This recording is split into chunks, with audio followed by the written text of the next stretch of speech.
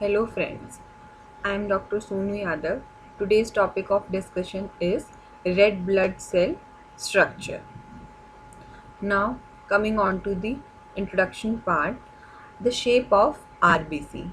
As you already know, the normal shape of RBC is biconcave, which resembles donut. That is, the periphery is thick as compared to the central portion, which will maximize the total surface of the cell membrane, which will facilitate gas exchange and transport. That is the main function of the RBC is gaseous exchange.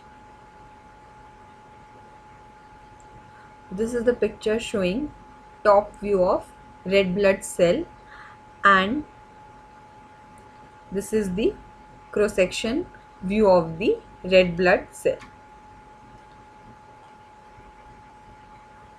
RBC is anucleate, that is, it does not contain nucleus.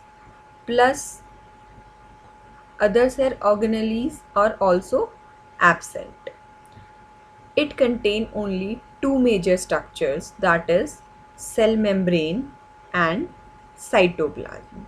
So today's lecture is on structure of red blood cell, that is, cell membrane and cytoplasm. So first we are going to discuss the cell membrane. Now cell membrane of RBC. It consists of phospholipid, cholesterol, protein and glycolipid. It constitutes the major portion of the cell membrane. This is the picture showing various components of the cell membrane. It consists of phospholipid, that is, membrane is lipid bilayer. It has a head end and tail end. Then the cholesterol, carbohydrates and proteins.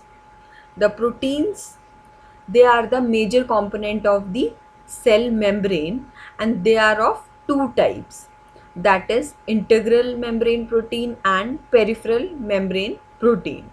So this is the picture showing overview of the various components of the cell membrane, that is phospholipid, cholesterol, carbohydrates and proteins. Now coming on to the proteins, they are the major component of the cell membrane, approximately 50 to 60%.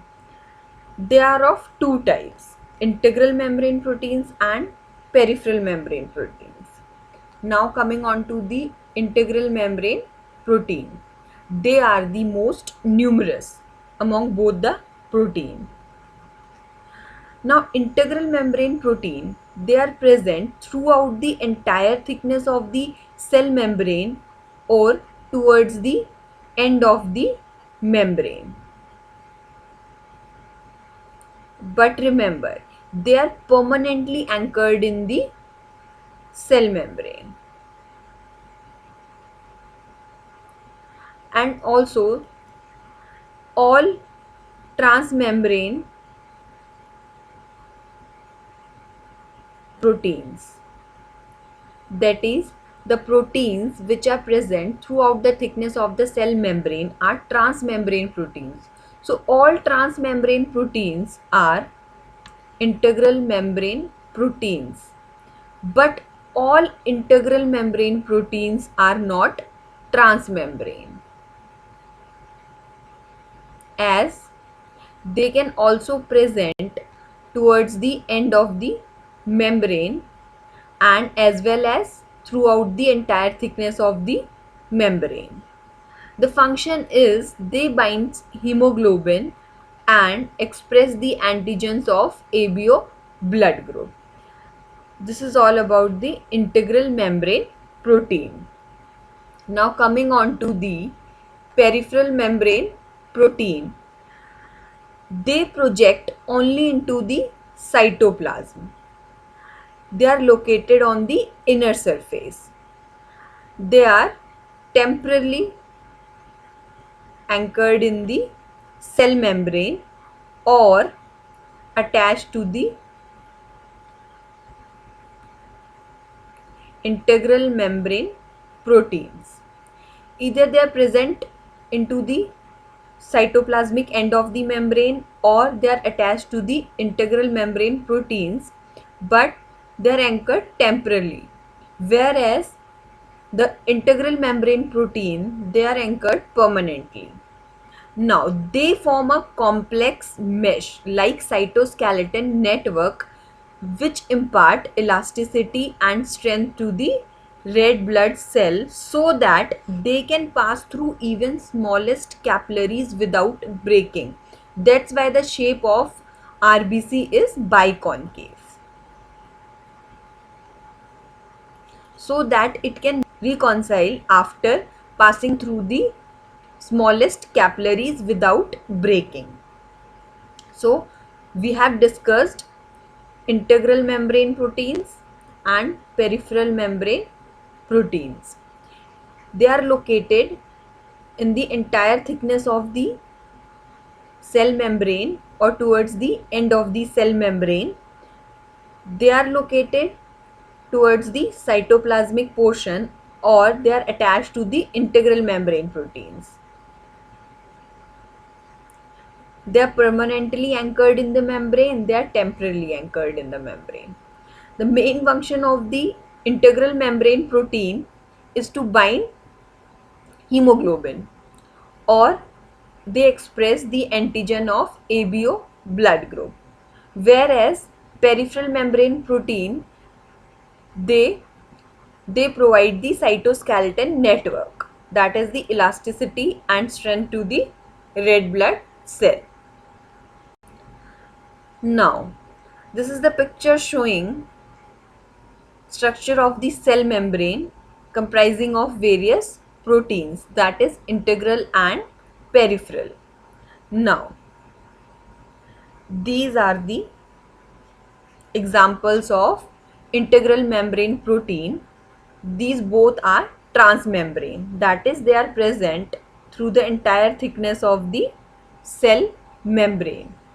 Band 3 and glycophorin, these are the two integral membrane proteins.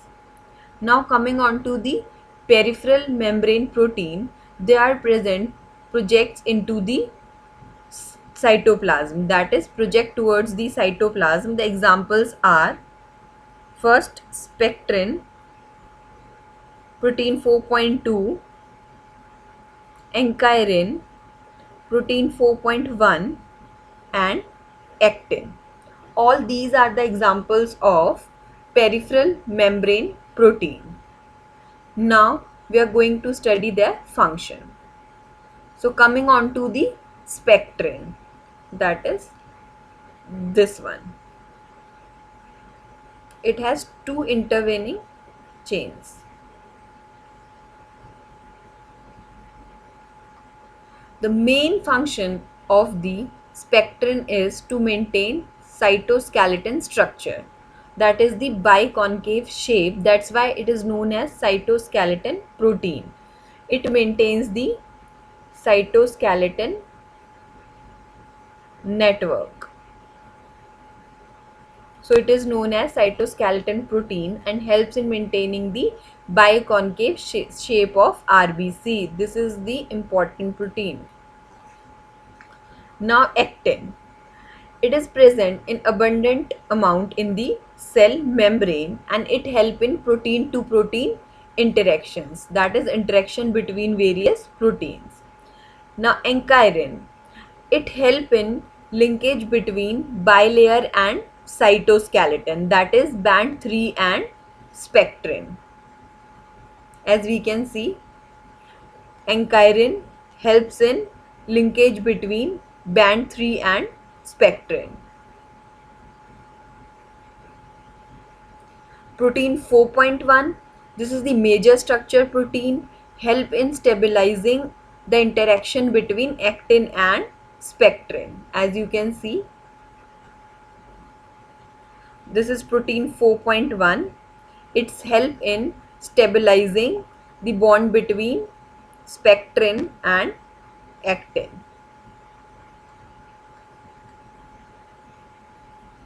Protein 4.2, it regulates the association of protein 3 with ankyrin. That is protein 3 with ankyrin. It stabilizes the interaction. So protein 4.2, it stabilizes the interaction between band 3 and ankyrin. Protein 4.1 between spectrin and actin. Now coming on to the integral proteins. The examples are glycophorin and band 3.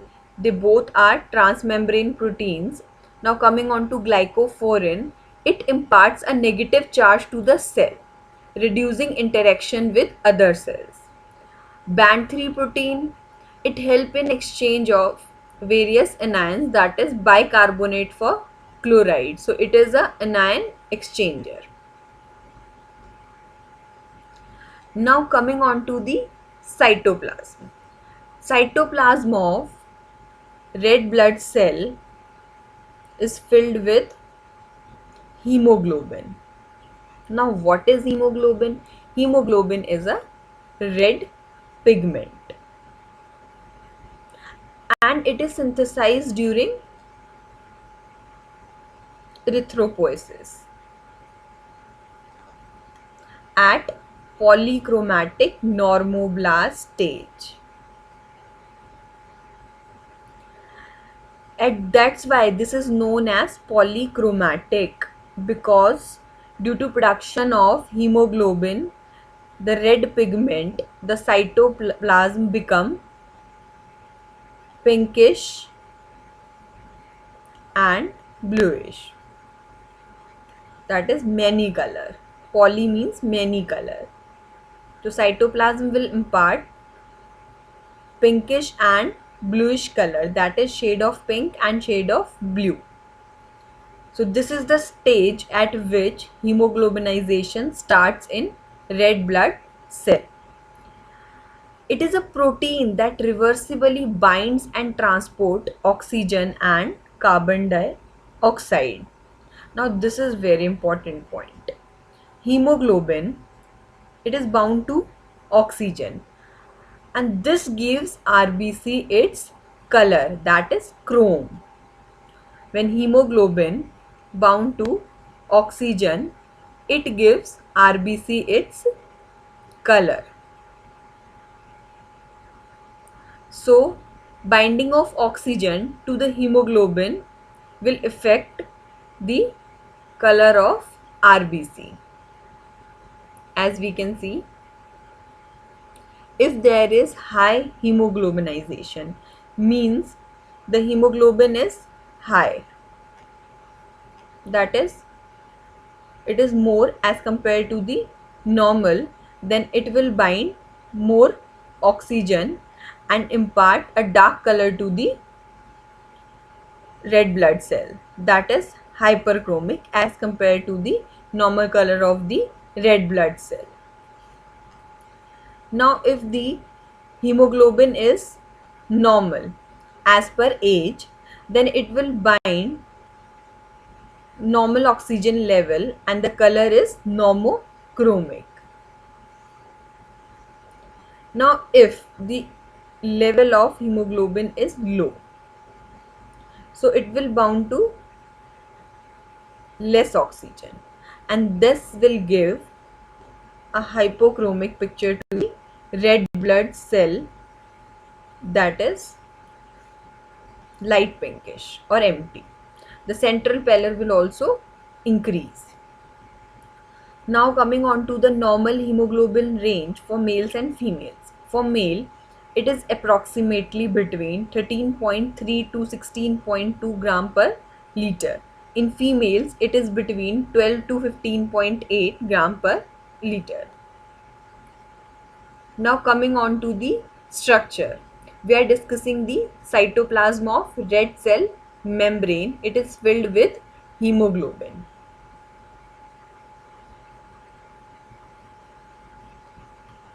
Now, hemoglobin. It is made up of 4 subunits: heme and globin. This is the known protein part, and globin, this is the protein part. Globin, it consists of alpha and beta chains. Heme, it comprises of iron and a protoporphyrin ring. This is the diagram of hemoglobin structure showing alpha chain, that is in orange, beta chains, that is in green, and these are the non-protein part, that is iron and protoporphyrin ring. Now coming on to the structure aspects of hemoglobin. At birth,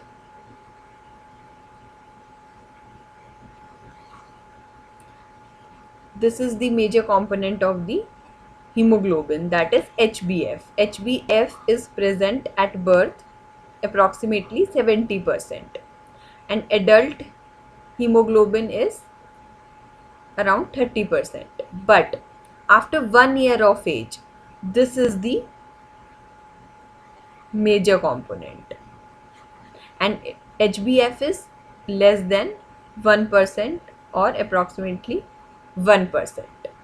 This adult, it also has 2 component, and this is the major component. So we'll study the various chains present in HbF and HbA1 and A2. So HbA1, this is the major component. It comprising of almost approximately 97%, and it is made up of alpha and beta chains, that is alpha 2 and beta 2. 2 alpha chains and 2 beta chains, HbA1. Now HbA2, it comprises approximately 2% of the adult hemoglobin and is made up of alpha and delta chains, that is alpha 2 and delta 2. 2 alpha chains and 2 delta chains. Now coming on to HbF, which is approximately 1% or less than 1%. It is made up of alpha and gamma chains, alpha 2 and gamma 2. Now coming on to the fate of hemoglobin. As we already know, the normal lifespan of RBC is 120 days. After 128 days, there is breakdown of RBC and it will release hemoglobin. This hemoglobin is taken up by the tissue macrophage system and it will break it into globin and heme. Some portion of heme is reused for hemoglobin production, and some of it is oxidized by heme oxygenase, giving rise to biliverdin, and this will again reduced by biliverdin reductase, which will give rise to bilirubin, and this bilirubin is excreted in bile. Now from heme there is release of iron and it is stored in liver in the storage form, that is ferritin, and this globin, it will enters into the amino acid pool. So this is the fate of hemoglobin, and this is all about today's lecture. We have studied the structure of red blood cell. The major components are cell membrane and cytoplasm. Cell membrane,